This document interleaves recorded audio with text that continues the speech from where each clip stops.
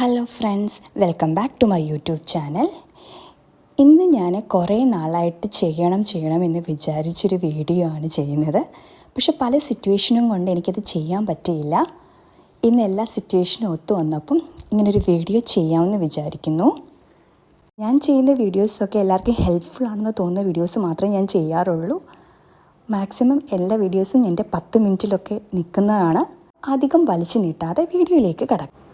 ഇന്ന് ഞാൻ സംസാരിക്കാൻ പോകുന്നത് എല്ലാ അമ്മമാരുടെ ഇടയിലുള്ള ഒരു വലിയ കൺഫ്യൂഷനെ കുറിച്ചാണ്. അതായത് കുഞ്ഞിൻ്റെ 9 മാസം തികയുമ്പോൾ എടുക്കേണ്ട വാക്സിനേഷൻ. സത്യം പറയാലോ, എൻ്റെ കുഞ്ഞിന് 9 മാസം തികയാറായപ്പോൾ ഞാൻ ഏറ്റവും കൂടുതൽ ഗൂഗിളിലും യൂട്യൂബിലും സെർച്ച് ചെയ്ത് ഇതിനെക്കുറിച്ചാണ്. പക്ഷേ എല്ലാം കൂടി പറഞ്ഞു തരുന്നൊരു വീഡിയോ എനിക്ക് എവിടെയും കിട്ടിയില്ല.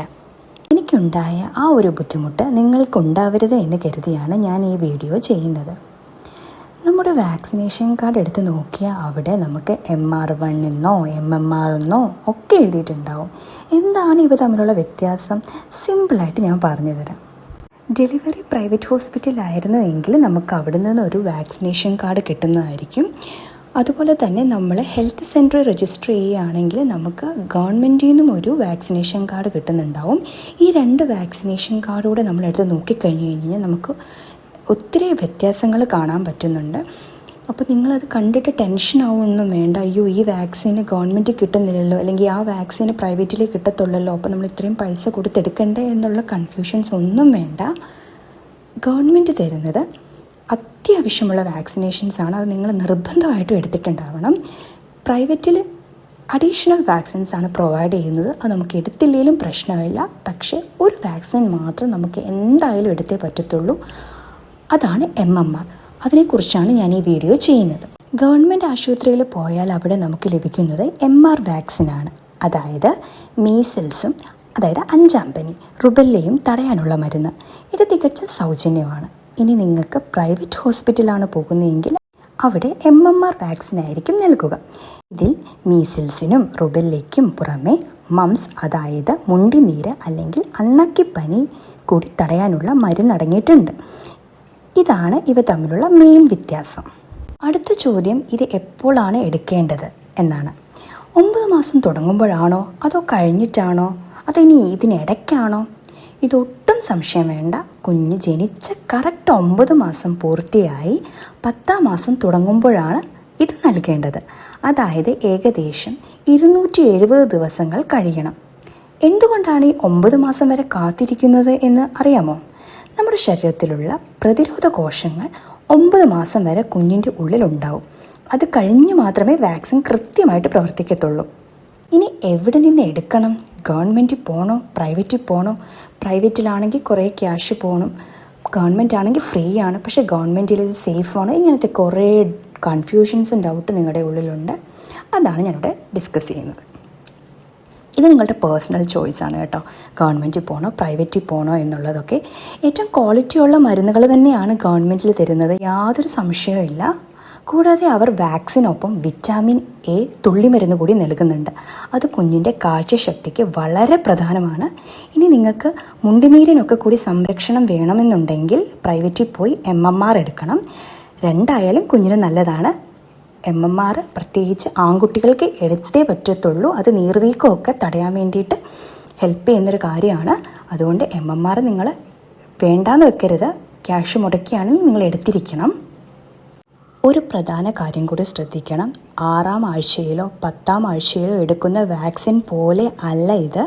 ആ വാക്സിനുകൾ എടുത്താൽ അന്ന് തന്നെ പനി വരും. എന്നാൽ MR അല്ലെങ്കിൽ MMR എടുത്താൽ ഉടനെ പനി വരില്ല. പകരം 7 മുതൽ 10 ദിവസത്തിന് ശേഷമാണ് ചെറിയ പനിയോ അല്ലെങ്കിൽ ശരീരത്തിലെ ചെറിയ പാടുകളോ വരാൻ ചാൻസ് ഉള്ളത്. എൻ്റെ കുഞ്ഞിന് ചെറിയ കുമിളകളായിട്ട് വന്നിട്ടുണ്ടായിരുന്നു.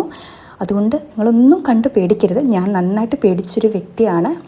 ടെൻഷൻ അടിച്ചു. എന്ത് ചെയ്യും, എന്താണ് ഇങ്ങനെ വന്നതെന്നൊക്കെ നമ്മൾ ടെൻഷൻ അടിച്ചു. പക്ഷേ അങ്ങനെയൊന്നും ചെയ്യേണ്ട ആവശ്യമില്ല. 5 ദിവസം കഴിഞ്ഞപ്പോഴേക്കും കുഞ്ഞിൻ്റെ എല്ലാം അങ്ങ് മാറി. ഒരു പ്രശ്നം ഉണ്ടായിരുന്നില്ല. നിങ്ങളും അങ്ങനത് കണ്ട് പേടിക്കരുത്. വാക്സിൻ ശരീരത്തിൽ പ്രവർത്തിക്കുന്നു എന്നതിൻ്റെ ലക്ഷണമാണ് കേട്ടോ. വാക്സിൻ എടുക്കാൻ പോകുമ്പം ഏറ്റവും ശ്രദ്ധിക്കേണ്ട കാര്യം എന്ന് പറയുന്നത് കുഞ്ഞിന് അയഞ്ഞ വസ്ത്രങ്ങൾ ധരിപ്പിക്കാൻ ശ്രദ്ധിക്കുക. അതുപോലെ ഇഞ്ചക്ഷന് തൊട്ടു പിന്നാലെ പാല് കൊടുക്കാതിരിക്കുന്നതാണ് നല്ലത്. അതുപോലെ തന്നെ ഇഞ്ചക്ഷനും തൊട്ട് മുന്നേയും പാല് കൊടുക്കുന്നത് അവോയ്ഡ് ചെയ്യുന്നതാണ് നല്ലത്. കാരണം കുഞ്ഞ് കരയുന്ന സമയത്ത് ഛർദ്ദിക്കാൻ ചാൻസ് ഉണ്ട്. അപ്പോൾ ആ കൊടുത്തതിൻ്റെ എഫക്റ്റ് ഇല്ലാതാവാൻ ചാൻസ് ഉണ്ട്. അതുകൊണ്ട് നിങ്ങൾ അങ്ങനെ ചെയ്യാതിരിക്കുക. പിന്നെ കുഞ്ഞ് ഒത്തിരി കരയാണെങ്കിൽ നമുക്കൊന്നും ചെയ്യാൻ പറ്റില്ലല്ലോ ഇഞ്ചക്ഷൻ കഴിയുമ്പോൾ. അപ്പോൾ നമ്മൾ കുറച്ച് പാല് കൊടുക്കുക. ഇനി എങ്ങനെയാണ് ഈ 9th മന്ത് വാക്സിനേഷൻ എടുക്കുന്നതെന്നാണ് ഞാൻ പറയുന്നത്. ഇതെൻ്റെ പേഴ്സണൽ എക്സ്പീരിയൻസിൽ നിന്നാണ് പറയുന്നത്. നിങ്ങൾക്ക് എങ്ങനെ വേണമെങ്കിലും ചെയ്യാം. ഞാൻ എങ്ങനെയാണ് എടുത്തതെന്ന് നിങ്ങളോട് ഡിസ്കസ് ചെയ്യാം.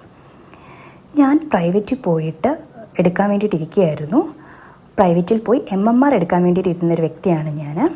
പ്രൈവറ്റിൻ്റെ വാക്സിനേഷൻ ബുക്കിൽ നോക്കിയപ്പോൾ അതിനകത്ത് MMR മാത്രമേ കണ്ടുള്ളൂ. ഞാൻ ഗവൺമെൻറ് വാക്സിനേഷൻ ബുക്കിൽ നോക്കിയപ്പോൾ അതിനകത്ത് MR1, IPV3, PCV booster, vitamin A, JE1 ഇങ്ങനെ കുറേ കണ്ടു. അപ്പോൾ എനിക്ക് കുറച്ച് കൺഫ്യൂഷൻ ഉണ്ടായി. ദൈവമേ, അപ്പോൾ ഞാൻ പ്രൈവറ്റിൽ പോയി കഴിഞ്ഞ് കഴിഞ്ഞാൽ എനിക്ക് MMR മാത്രമേ കിട്ടത്തുള്ളല്ലോ, ബാക്കി കാര്യങ്ങളൊക്കെ എനിക്ക് എവിടെ നിന്ന് കിട്ടും? ഇങ്ങനത്തെ കുറച്ച് കൺഫ്യൂഷൻസ് ഉണ്ടായപ്പോഴാണ് ഞാനൊരു ആശാ വർക്കറുമായിട്ട് ഡിസ്കസ് ചെയ്തപ്പോൾ അവർ പറഞ്ഞത് ഹെൽത്ത് സെൻറ്ററിൽ പോകും. ഹെൽത്ത് സെൻറ്ററിൽ പോകുമ്പോൾ അവിടെ പീഡിയാട്രീഷ്യനുണ്ട്. പീഡിയാട്രീഷ്യനോട് ഡിസ്കസ് ചെയ്തതിന് ശേഷം നിങ്ങൾക്ക് ഏതെടുക്കണമെന്ന് തീരുമാനിക്കാമെന്ന്. ഓക്കെ, ഞാൻ രണ്ടും കൽപ്പിച്ച് കുഞ്ഞിന് വാക്സിനേഷൻ എടുക്കാൻ വേണ്ടി ഹെൽത്ത് സെൻറ്ററിലേക്ക് പോയി. അവിടെ പോയപ്പോൾ എനിക്ക് അവിടെ നിന്ന് കിട്ടിയ ഇൻഫർമേഷൻ അനുസരിച്ച് എന്നോട് അന്ന് അവിടെ നിന്ന് വാക്സിനേഷൻ എടുക്കാൻ പറഞ്ഞു. ഞാനെടുത്തത് MR1, IPV3, PCV booster, vitamin A syrup, JE1. JE എന്ന് പറയുന്നത് ജപ്പാൻ ജ്വരമാണ്. അത് എല്ലാ ജില്ലകളിലും കൊടുക്കുന്നില്ല. ആലപ്പുഴ പോലെയുള്ള ജില്ലകളിൽ മാത്രം വെള്ളം കെട്ടിക്കിടക്കുന്ന അങ്ങനത്തെ സ്ഥലങ്ങളിലുള്ള ജില്ലകളിലാണ് കൂടുതൽ ഇത് കൊടുക്കുന്നത്. അതുകൊണ്ട് എല്ലാ ജില്ലകൾക്കും മാൻഡേറ്ററി അല്ല കേട്ടോ, അത് നിങ്ങൾ ശ്രദ്ധിക്കുക. അപ്പോൾ ഞാൻ ഈ പറഞ്ഞ വാക്സിൻസ് ഒക്കെ ഞാൻ അന്ന് എടുത്തു. ഈ PCV ബൂസ്റ്റർ എന്ന് പറയുന്നത് നമ്മുടെ 1.5 മാസത്തിൽ PCV1 കൊടുക്കുന്നുണ്ട്, 3.5 മാസത്തിൽ PCV2 കൊടുക്കുന്നുണ്ട്. അതിൻ്റെ ബൂസ്റ്റർ ഡോസാണ് നമ്മളിവിടെ കൊടുത്തേക്കുന്നത്. പിന്നെ അപ്പോൾ നമുക്ക് കൺഫ്യൂഷൻ വരും, ഇനി ഞാൻ MR2 എപ്പോൾ എടുക്കണം, അല്ലെങ്കിൽ MMR ഞാൻ ഇനി എപ്പോൾ എടുക്കാൻ പറ്റുമോ? ഈ MR2 എന്ന് പറയുന്നത് 15 മാസം പൂർത്തിയാവുമ്പോൾ എടുക്കേണ്ട ഡോസാണ്. 15 മാസം പൂർത്തിയാവുമ്പോൾ നിങ്ങൾ പ്രൈവറ്റ് ഹോസ്പിറ്റലിൽ പോയിട്ട് MMR എടുക്കണം. അപ്പോൾ നിങ്ങൾക്കൊരു കൺഫ്യൂഷൻ വരും, ഞാൻ ആദ്യം 9th മന്തിൽ MR1 അല്ലേ എടുത്തത്, പിന്നെ എങ്ങനെയാണ് എനിക്ക് 15 മാസം പൂർത്തിയാവുമ്പം MMR എടുക്കാൻ പറ്റുക? അതൊരു നാച്ചുറൽ കൺഫ്യൂഷനാണ്. കൺഫ്യൂസ്ഡ് ആവേണ്ട ആവശ്യമില്ല. നിങ്ങൾക്ക് പ്രൈവറ്റ് ഹോസ്പിറ്റലിൽ പോയി 15 മാസം പൂർത്തിയാവുന്ന സമയത്ത് MMR എടുക്കാവുന്നതാണ്. നിങ്ങൾ പറഞ്ഞാൽ മതി, ഞങ്ങൾ 9 മാസം കഴിഞ്ഞ് കഴിഞ്ഞപ്പോൾ MR1 ആണ് എടുത്തത്, എനിക്കിപ്പം MMR എടുക്കണം എന്ന് പറയാം. അപ്പോൾ അവർ MMR എടുത്തു തരും. ഇനി നിങ്ങളെന്താ ചെയ്യേണ്ടത്? 16 മാസം പൂർത്തിയാവുമ്പം ഗവൺമെൻറ്റിൽ പോയിട്ട് അടുത്ത വാക്സിൻസ് എടുക്കുക. അത് ഞാനിവിടെ കാണിക്കുന്നുണ്ട്. അപ്പം നിങ്ങൾ ശ്രദ്ധിക്കേണ്ട ഒരു കാര്യം, MR2 എടുക്കരുത്. അതവർക്കറിയാം, നിങ്ങളുടെ വാക്സിനേഷൻ ബുക്കിനകത്ത് എഴുതിയിട്ടുണ്ടാവുമല്ലോ, ആ സമയത്ത് അവർ MR2 എടുക്കില്ല. ക്ലിയർ ആണല്ലോ? MMRനെ കുറിച്ചും MRനെ കുറിച്ചുള്ള ക്ലാരിഫിക്കേഷൻസ് ഒക്കെ കിട്ടിയെന്ന് വിശ്വസിക്കുന്നു. ഞാൻ ഈ ഇൻഫർമേഷൻ നിങ്ങൾക്ക് പാസ് ചെയ്യുന്ന വഴി ഏതെങ്കിലുമൊക്കെ അമ്മമാർക്ക് ടെൻഷൻ റിലീഫ് ആയിക്കോട്ടെ എന്ന് വിചാരിച്ചിട്ടാണ് ഞാൻ ഈ വീഡിയോ ചെയ്തേക്കുന്നത്.